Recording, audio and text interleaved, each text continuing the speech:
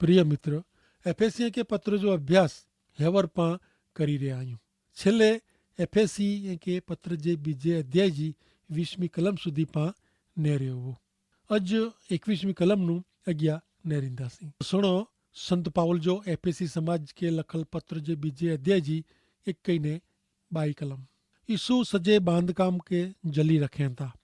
ई सजो चणतर वधंदे वधंदे प्रभु में पवित्र मंदिर बने थो। ईसु भेरो पंहिंजे सबन जे कारणे ॿिए भेरो आजो हिकिड़े घर में चणतर थियो आहे। इन घर में ईश्वर पंहिंजे आत्मा मार्फते वसनि था। ही कलमू पाके जणाए थी कि हर एक विश्वासी सजी इमारत में समाय में अचे थो। संत पितर ही हकीकत योग्य ठहरायूं था। नेरो पहलो पितर जो पत्र बीजो अध्याय ने 5મી कलम में चेता कि जीरे पत्थर तरीके आध्यात्मिक मंदिर के बधे में आंजो उपयोग थिला ॾियो।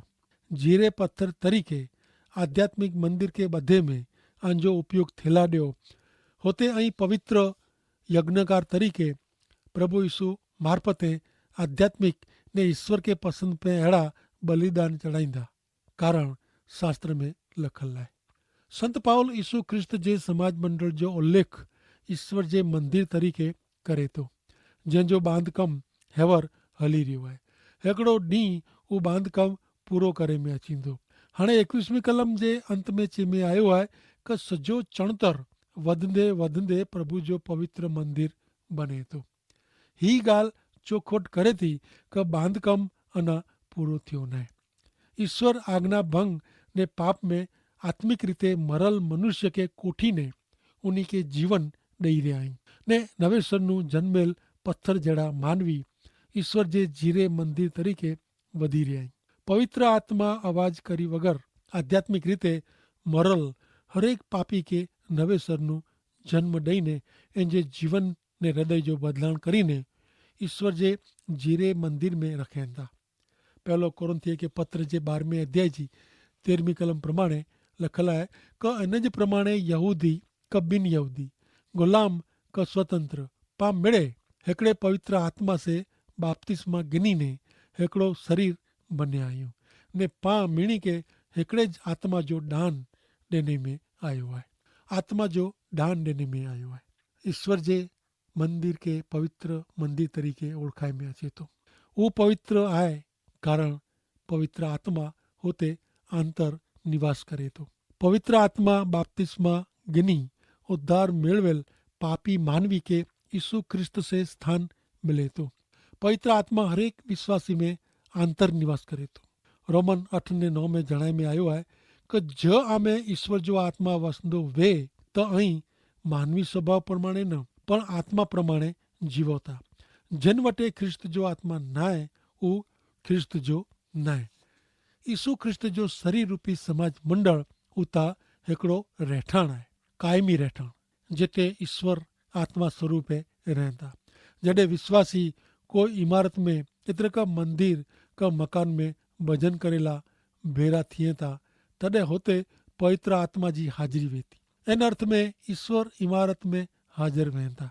इमारत में जा विश्वासी हलियो वञे त ईश्वर पण उन मकान का इमारत में जानू हलिया वञे था। जिन रीते ईश्वर कोई दारू जी दुकान में न वहे तीं प्रभु मंदिर मकान का इमारत में पण नथा वहे। अज ईश्वर विश्वासी में आंतर निवास करिए था। विश्वासी जे हृदय में वसें था, इमारत का मकान में न। अगाऊ पा नेरी विया आहियूं कि मानवी हथ से बनावेल कोई पण मकान मंदिर में ईश्वर रहा नहीं। मानवी जी बनावेल कोई पण वस्तु का मंदिर में ईश्वर रहे उ बोल भरेली फिलसुफी है। ईश्वर जे मंदिर तरीके प्रभु यीशु ख्रिस्त जे समाज मंडल जो हेतु पृथ्वी ते ईश्वर जो महिमा ने हाजिरी प्रगट करे जो है। जॾहिं विश्वासी कोई प्रभु मंदिर में आराधना भक्ति ला भेरा थिए तॾहिं दुनिया ते इन जी छाप पई खपे ने असर पण थई खपे। हिन युग में पण ईश्वर उन्हीं जे पवित्र मंदिर में ऐं दुनिया के ॾेखारियो खपे कि विश्वासीअ जी आराधना भक्ति में ईश्वर के मेळवी सघाजनि था। भले मित्र हिते एफएसी जे पत्र जो ॿियो अध्याय पूरो थिए थो ने हाणे पाण सामे अचे थो 3 अध्याय 3 अध्याय जो विषय आहे यीशु ख्रिस्त जो समाज मंडल हिकिड़ो रहस्य आहे। एफएसी के पत्र जे सिद्धांतिक विभाग में ही छिल्लो अध्याय आहे। पाण नेरी विया आहियूं कि यीशु ख्रिस्त जो समाज मंडल शरीर जहिड़ो आहे ने ईश्वर जो मंदिर आहे। हाणे यीशु ख्रिस्त जो समाज मंडल हिकिड़ो रहस्य आहे एतिरे कोरो। हिन विषय में घणे गैर समझ थिए थी। अॼु जी भाषा में रहस्य जो अर्थ भेद भरम मोगम ॻाल्हि अहिड़ो थिए, पण बाइबल जी भाषा में रहस्य एतिरे उहो हक़ीक़त जेको अगाउ प्रगट करे में आवई न वे, पण हेवर वर्तमान में इनके ज़ाहिर करे में आवई वे। हिन किस्से में यीशु ख्रिस्त जो समाज मंडल जेको झूने करार में ज़ाहिर करे में आयो नवो, पर नवे करार में ज उहो ज़ाहिर करे में आयो आहे। 50 मई जे ॾींहुं नूं पवित्र आत्मा विश्वासी जे शरीर रूपी समूह में एतिरे क यीशु ख्रिस्त जो समाज मंडल बनाए जी शुरूआत कयईं। ही कम समाज मंडल के उचके में अचींदो त्यां सुधी चालू रहंदो। हिन पृथ्वी मथां पाण उचकाए वञो त्यां सुधी ईश्वर जो पवित्र आत्मा पाण ते पंहिंजी छाप मारियो हुयो। उन ॾींहुं पाण खे हिन दुनिया में जा उचकाए गिने में अचींदा, એટલે કે पाण खे हिन दुनिया में जा उचकाए गिने में अचींदा। मरेला हूंदा त जीरा करे में अचींदा ने यीशु ख्रिस्त वटे पाण खे रजू करे में अचींदा। पवित्र आत्मा जे अचे जो ॾींहुं हिन पृथ्वी ते प्रभु यीशु ख्रिस्त जे समाज मंडल जो जन्म ॾींहुं हो। भले हाणे पाण अॻियां नेरियूं 3 अध्याय जी पहली ने 2 कलम सुणो। हिन कारणे ऐं ॿिन यहूदी ला यीशु ख्रिस्त जो कैदी आऊं ईश्वर के प्रार्थना करियां थो। ईश्वर उन जी कृपा प्रमाणे आंजी भलाई ला ही कम सौंपियो हुयो। इन विषय ऐं ज़रूर सोयो हूंदो। भैया सुणो पाई कलमू। ऐं ॿिन यहूदीअ ला यीशु ख्रिस्त जो कैदी आऊं ईश्वर के प्रार्थना करियां थो कि ईश्वर उन जी कृपा प्रमाणे आंजी भलाई ला ही कम सौंपियो हुयो। इन विषय ऐं ज़रूर सोयो हूंदो। संत पाउल कैदी तरीक़े इन जी वर्तमान हालत विषय ॻाल्हि करे थो। प्रेसित संत पाउल यीशु ख्रिस्त जो शुभ संदेश ॿिन यहूदी लोक के ॾिने तंहिंला उहो कैदी बनियो। ॿिन यहूदी लोक के प्रभु यीशु जी सुवार्ता ॾिने तंहिंमें इनके कैद बनायो। फिलिपी 1 अध्याय ने 7 कलम में लिखल आहे, ऐं मिड़े मुंहिंजे हृदय में वसियला वाह तंहिंला आंजे बारे में मूंखे अहिड़ी लागणी थिए उहो बरोबरु आहे। हेवर आऊं जेल में आहियां तॾहिं ने जॾहिं शुभ संदेश जो बचाव क टेको ॾिनल आऊं मुक्त हो तॾहिं पण ऐं मिड़े कृपा में मुंहिंजा भागीदार थिया। इन प्रमाणे कोलोसियों के पत्र जे 4 अध्याय जी 3 कलम में पण जणाइए था कि असां लाइ पण प्रार्थना करियो जेथी ईश्वर उन जो शुभ संदेश प्रगट करे जी उत्तम तक असांखे ॾिए जेथी असीं ख्रिस्त जो रहस्य जणाए सघूं। मित्र कहिड़ी अजब जहिड़ी ॻाल्हि आहे कि पिंड ॿिए खे चवनि था कि असां लाइ प्रार्थना करियो कि जेथी ईश्वर जो उन जो शुभ संदेश प्रकट करे जी उत्तम तक असांखे ॾिए जेथी असीं ख्रिस्त जो रहस्य जणाए सघूं ने ॿिए खे सत्य मार्ग वधाए सघूं। ईश्वर वटां शुभ संदेश जो उपदेश मिणी खे मिले तंहिंला तक मिले हर एक स्त्री पुरुष ॿिए खे शुभ संदेश सुणाए सघे तंहिंला प्रार्थना में लागू रहणो घणे ज़रूरी आहे।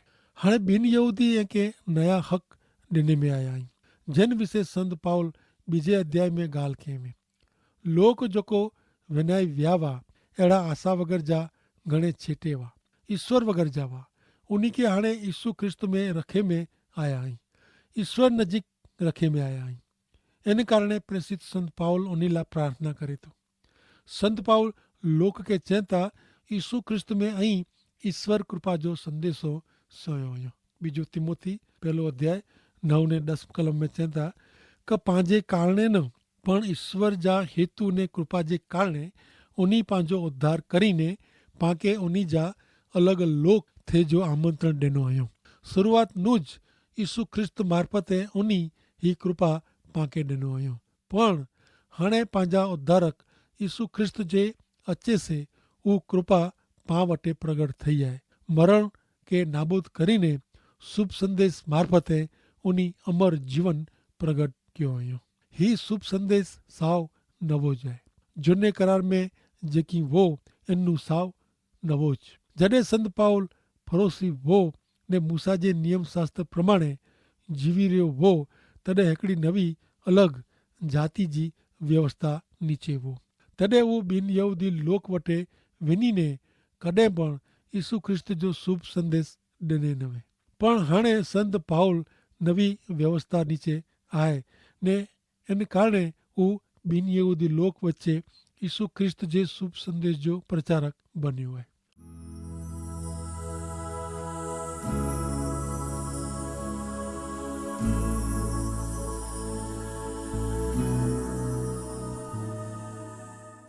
हाणे संत पाउल नवी व्यवस्था विषय ॻाल्हि करींदे 3 ने 4 कलम में संत पाउल चवनि था, एफएसी 3 ने 4, ईश्वर उन जी रहस्यमय योजना प्रगट करी मूंखे जणायो हुयो। इन विषय आउं टूक में लिखियो आहे ने आउं जेकी लिखियो आहे उज ऐं वाचियो त ख्रिस्त जे रहस्य विषय मूं जहिड़ी समझ ऐं गिनी सघंदा। कहिड़ी अजैब जहिड़ी इन जी ॻाल्हि आहे का आउं जेकी लिखियो आहे उ ऐं वाचियो त ख्रिस्त जे रहस्य विषय मूं जहिड़ी समझ ऐं गिनी सघंदा। समझणो उहो घणे महत्व जी बाबति आहे।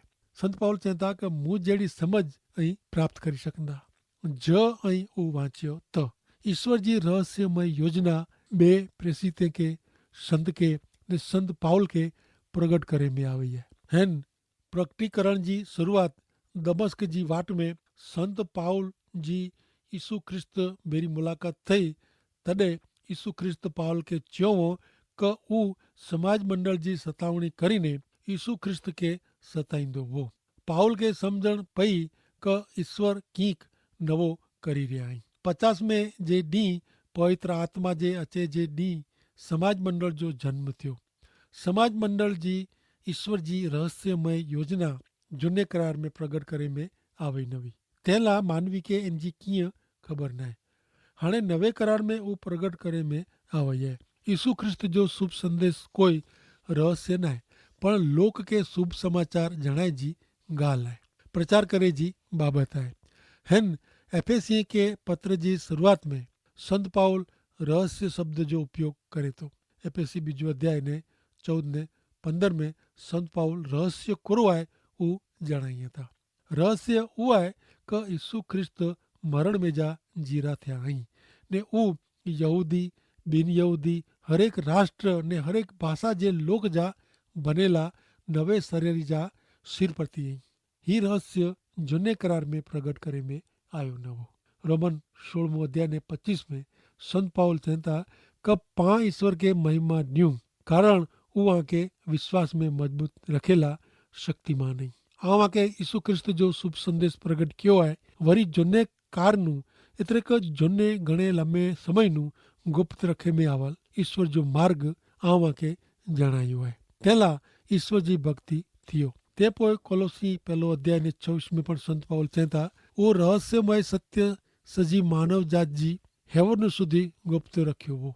उहो रहस्यमय सत्य सजी मानव जात नू हेवर सुधी गुप्त रखियो हो पण हाणे उहो पंहिंजे लोक खे जणायो हुयो। हिकिड़ी रीते ईश्वर जो शब्द मार्मिक आहे, मोघम आहे कारण इन जो अर्थ घणे लोक नू गुप्त रखे में अचे थो पण उहो मोघम अर्थ उन जे संत खे एतिरे क जंहिंजा हथ खुला ऐं ने विश्वास करेला तैयार ऐं उन खे प्रगट थियो आहे। मर्म जेको सनातन काल नू गुप्त रखे में आयो वो माण्हू पंहिंजे कम से न पण यीशु ख्रिस्त पर जे विश्वास मार्फते तारण मेळवींदा। हाणे जगत में यीशु ख्रिस्त मार्फते ही मर्म मोगम बाबत प्रसिद्ध करे में आवई आहे। भले हाणे नेरियूं पा एफएसी के पत्र जे 3 अध्याय जी 5 ने 6 कलम।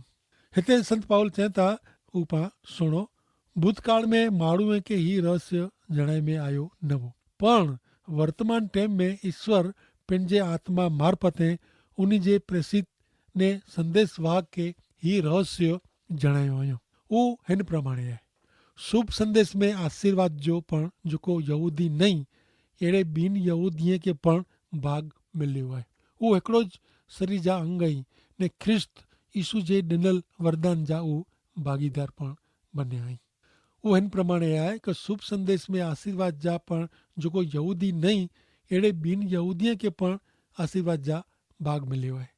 उहो हिकिड़ो शरीर जा अंग ई ने ख्रिस्त यीशु जे वरदान जा उहो भागीदार पण बन्या आहियूं। संत पाउल हाणे रहस्य सम्झाए थो। हिन रहस्य जो शिक्षक पवित्र आत्मा आहे।